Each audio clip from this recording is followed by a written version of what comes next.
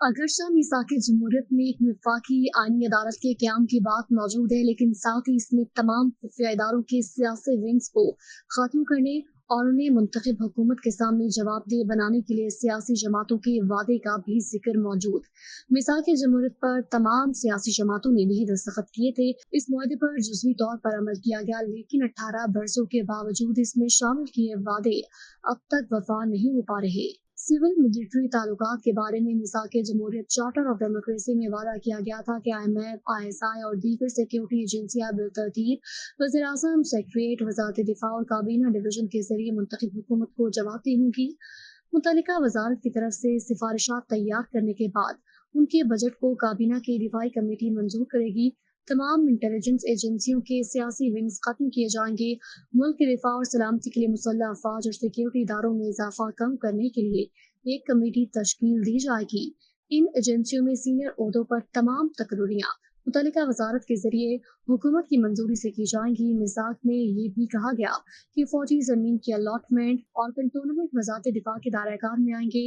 12 अक्टूबर 1999 से लेकर अब तक रियासती अराजी की अलॉटमेंट के तमाम मामलात बशमूल फौजी, शहरी, ज़राई अराजी के अलॉटमेंट के तमाम अमूर के साथ जमीन के अलॉटमेंट के ऐसे तमाम उसूल, ज़ाब्तों और पॉलिसियों के जायजे, छानबीन और जायजे के लिए कमीशन कायम किया जाएगा, जो उन लोगों का एहतसाब करेगा जिन्होंने बदउनवानी, मुनाफाखोरी और जानिबदारी से काम लिया होगा।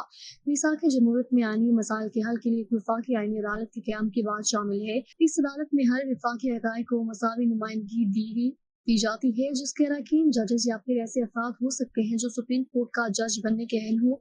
ये अदालत 6 साल के लिए कायम होना है। मीसाक में मजीद कहा गया कि सुप्रीम कोर्ट और हाई कोर्ट बाकायदा दीवानी और फौजदारी मुकदमात की समाअत करेगी। नई अदालत के जजेस का तकर्रुर ऐसे ही होगा जैसे आला अदलिया के जजेस का होता है। आला अदलिया के जजेस के तकर्रुर के हवाले से मीसाक जमहूरियत में लिखा, आला अदलिया में जजों की तकर्रुर के लिए सिफारिशात एक कमीशन के जरिए मुरतब की जाएंगी जो दर्ज झेल पर मुश्तमिल होगा। नंबर 1, कमीशन का चेयरमैन एक चीफ जस्टिस होगा जिसने पहले कभी PCO के तहत हलफ न उठाया हो। नंबर 2, कमीशन के अरकान सूबाई हाई कोर्ट्स के चीफ जस्टिस होंगे जिन्होंने कभी PCO के तहत हलफ नहीं उठाया। ऐसा न होने की सूरत में इस हाई कोर्ट का सीनियर तरीन जज जिसने हलफ नहीं उठाया होगा उसे रुकन बनाया जाएगा। नंबर 3, पाकिस्तान बार और सूबाई बार काउंसिल के वाइस चेयरमैन अपने मुतल्लिका सूबे में जजेस के तकर्रुर के हवाले से की तकर्रुरी के लिहाज से कराची, लाहौर, पेशावर, कोयटा की हाई कोर्ट बार एसोसिएशन के सदूर अपने मुतल्लिका सूबे में जजों की तकर्री के हवाले से वफाकी और सूबाई वज़ीर कानून व इंसाफ, अटॉर्नी जनरल ऑफ पाकिस्तान और मुतल्लिका सूबों के एडवोकेट जनरल कमिश्नर असामी के लिए 3 नामों का एक पैनल वज़ीर-ए-आज़म को भेजेगा, जो एक नाम की तस्दीक के लिए मुश्तरका पार्लिमानी कमेटी को भेजेंगे ताकि अवामी समाअत के लिए शफाफ अमल के जरिए नामजदगी की तस्दीक हो।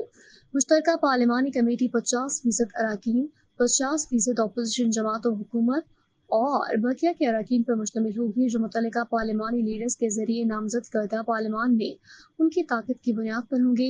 मीसाक जमहूरियत में यह वादा भी किया गया था कि तमाम खुसूसी अदालतों बशमूल इंसदाद दहशतगर्दी और एहतसाब अदालतों को ख़त्म कर दिया जाएगा और ऐसे मुकदमात को आम अदालतों में चलाया जाएगा।